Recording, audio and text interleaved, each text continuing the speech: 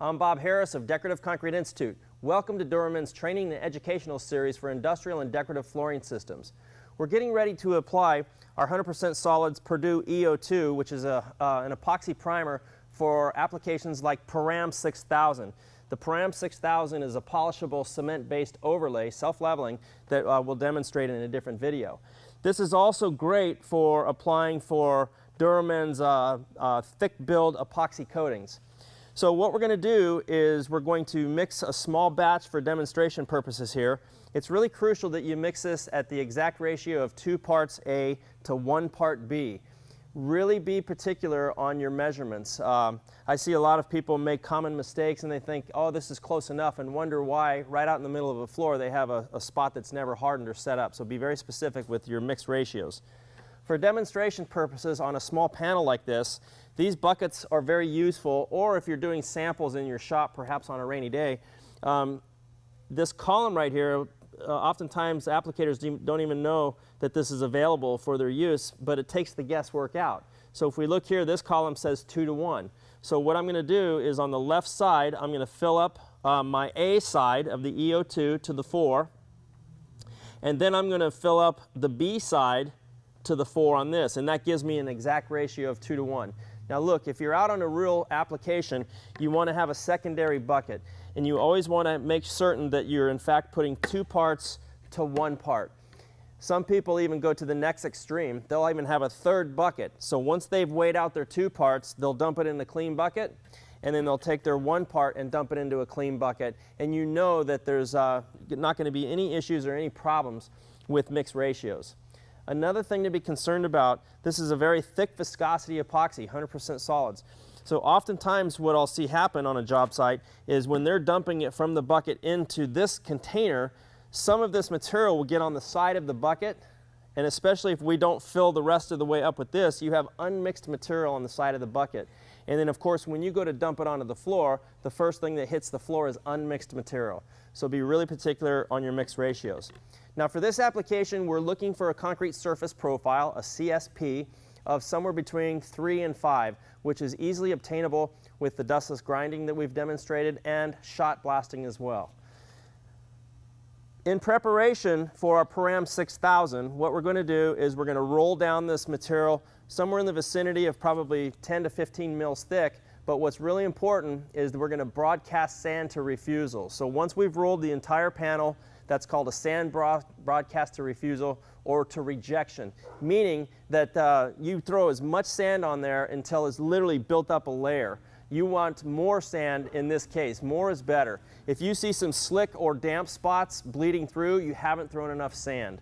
Once the sand dries, or once the epoxy dries, we come back the following day, we scrape the surface, and then we vacuum all the residual sand that's not adhering into the epoxy, and then you're ready to go onto your Param 6000 self-leveling topping. So let's get going on this.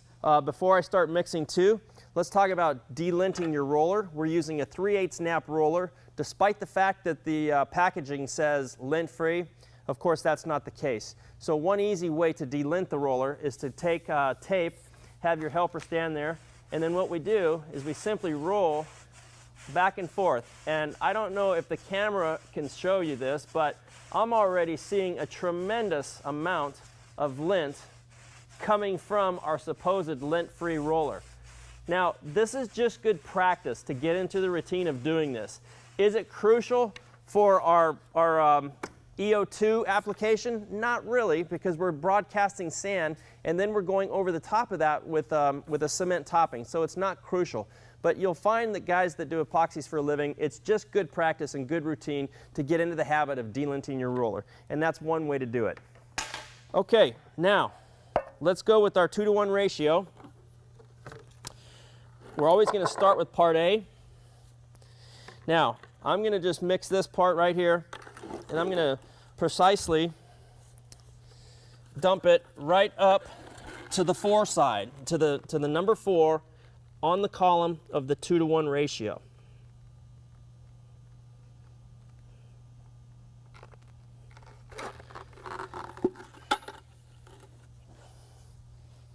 So if the camera can focus in on that, We're going to come right over here to the 2 to the 1 column, and you'll notice I've filled it up to the 4 level.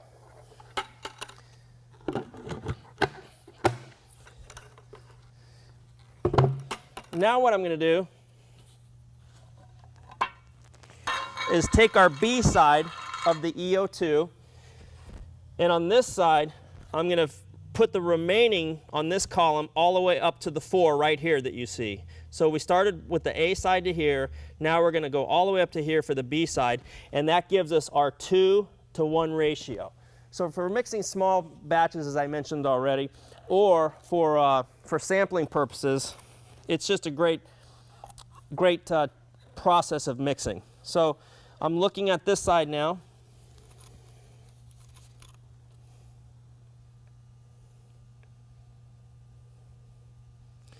Coming right up to the other side where it says 4.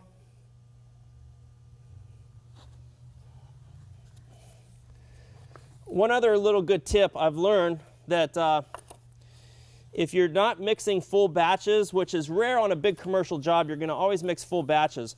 But oftentimes what I'll do for sample purposes, I'll take a little finish nail and I will poke holes in the rim here, okay?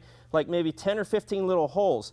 So what happens is the material bleeds back down. It's very frustrating when you take this material and you have this rim of epoxy here, and then you put the lid on, and then of course a month goes by and you want to use it again, and the lid is stuck to there. So it just helps preserve the epoxy by poking little holes in the perimeter there, and the epoxy bleeds back. Okay, now that we've got our proper proportions, I'm going to turn it back around so the camera again can focus here on our 2 to 1. Remember, I started right here, filled the A side to the 4, now I'm up here, so that's our 2 to 1 ratio. So we're right on the money on that. So get that little bit of residual off. Now it's time to go ahead and mix our material. Generally we're going to use a squirrel mixer. You want to mix for about 3 minutes. Keep the paddle submerged. You don't want to be going up and down like this. That could entrap air into the mix. I've got it set on about medium speed right now since we're mixing a small volume or a small batch.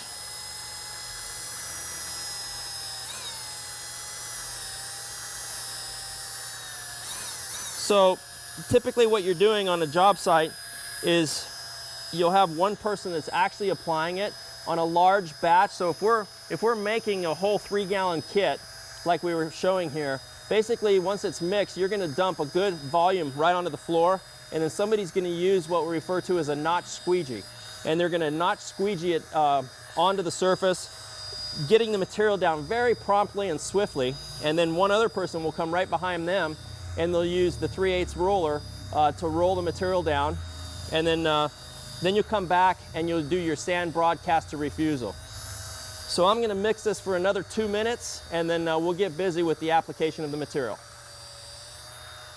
Our material mixed for 3 minutes. Now it's time to get it on the ground. Anytime you mix a large volume like this, it is really crucial to get it out of the bucket onto the ground. It's going to generate heat. The more heat it generates, the faster it's going to set. So what we're doing is we're going to get it right onto the ground. Okay, and then we're going to come back in. I'm going to wet my roller. I'm going to lose probably, 8 to 10 ounces on the roller cover just by itself. So we wanted to just go ahead and roll a nice coat down, 10 to 15 mils thick, so we have some body there, so our sand will go right into that material.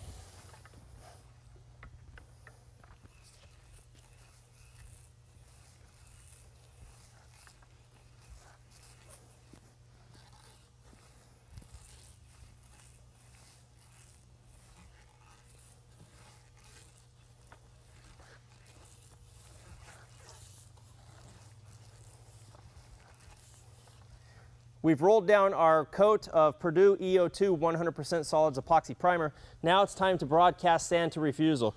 It is important that you use roughly a 30 mesh clean, dried sand. You don't want to use like a play sand that's real fine. So you want to get that sand on there pretty quickly right after you've applied your epoxy primer.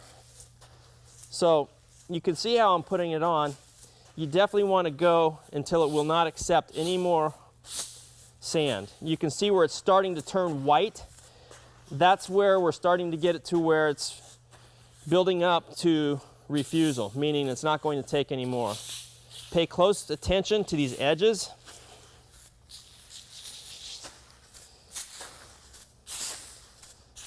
If you see a shiny spot come through, simply throw more on there.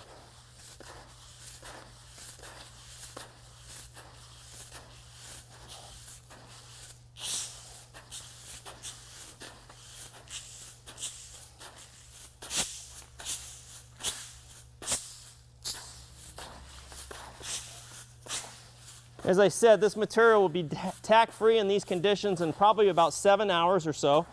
And then we'll come back the following day. We'll take a floor scraper.